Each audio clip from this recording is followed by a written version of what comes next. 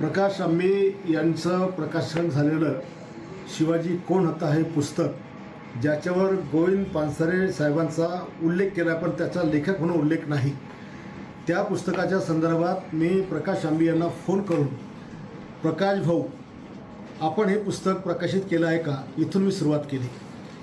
छत्रपती शिवाजी महाराज हे करोडो देशवासियांचं दैवत आहे. त्यांना महाराष्ट्रात संपूर्ण देशामध्ये आपण सगळेजण दैवत मानतो. त्यांचा कुठेही उल्लेख करताना श्री छत्रपती शिवाजी महाराज असाच उल्लेख केला जातो.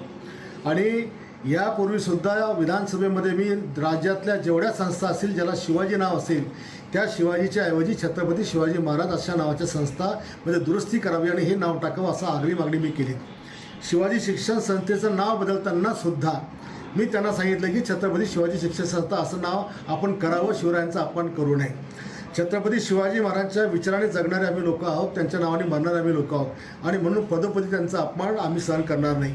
या पुस्तकामध्ये कमीत कमी 500 ते 700 वेळेस शिवाजी नावाचा उल्लेख त्याच्यामध्ये केलेला आहे, एकही उल्लेख केलेला आहे. काही ठिकाणी तर शिवाजी महाराज मराठा वंशाचे नव्हते असं पण आहे. काही आणखी आक्षेप आहे. मला त्या पुस्तकाबद्दल माझा काही आक्षेप नाही. ज्यांनी कोणी ते पुस्तक प्रकाशन केलं त्यांनी फक्त छत्रपती शिवाजी महाराज यांचा सन्मानजनक वापर त्या ठिकाणी करावा.